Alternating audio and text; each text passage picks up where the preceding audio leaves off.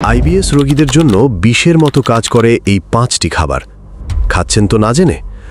দুধ ও দুগ্ধজাত খাবার, গম, ময়দা জাতীয় খাবার, অতিরিক্ত মশলা ও ভাজা খাবার, কাঁচা পেঁয়াজ রসুন, ক্যাফেইনযুক্ত পানীয়।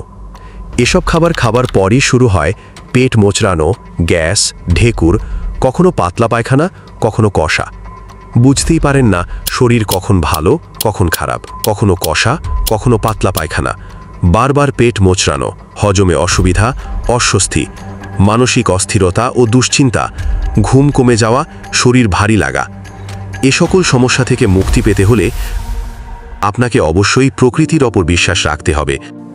আইবিএস সমস্যার জন্য বিশেষভাবে তৈরি, সম্পূর্ণ প্রাকৃতিক ন্যাচারাল উপাদান দিয়ে তৈরি করা থানকুয়ান।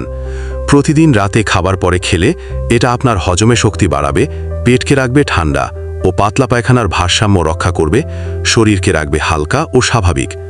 তাই আর বেশি দেরি না করে যদি সমাধান পেতে চান স্থায়ীভাবে, তাহলে স্ক্রিনে দেওয়া নাম্বারে যোগাযোগ করুন অথবা নিচের অর্ডার নাও বাটনে ক্লিক করে আপনার নাম, ঠিকানা সাবমিট করে অর্ডার কনফার্ম করুন।